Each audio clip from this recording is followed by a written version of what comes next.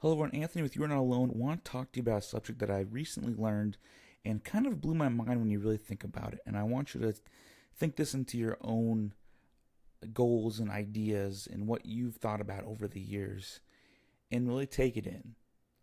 And I'll do this kind of slowly because it is pretty trippy when you think about it. But where you're sitting, the way you're listening to this podcast, the phone you're using, the computer you're using, the house you're in, the building you're in, the carpet that's underneath you, the tile that's underneath you, unless it came from Mother Earth, the whatever you want to call it, the Earth as a whole, someone's idea created it.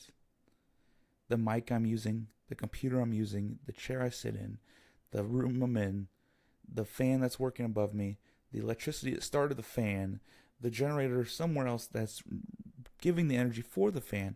Really take it in and use that in your own mind. And when you think of things, realize that everyone else that's created anything went through the same path you did. So you're definitely not alone. You're just an individual trying to come up with an idea that you think will help people through their daily lives. And in the meantime, you want to make some dough. You want to make some green money. That in itself should be one of the craziest things you can think of at this moment. Everything, the apps we use, the holy cow, the car you're going to drive the day, the food you're going to eat. There was a farmer somewhere else that helped produce those cattle, those chickens, those fish, that vegetable, that rice. It was all created in order to facilitate life. Now think real deep to yourself now.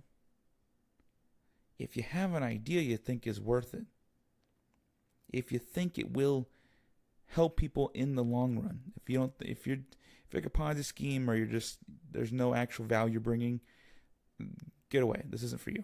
I don't need you. But for the people that really believe what they're creating could help humanity, could help a set of people for the better, I promise you this. Everyone else has done the same exact damn thing. Except for they did it. And that's the difference between the 1% and the 99%. They took the risk.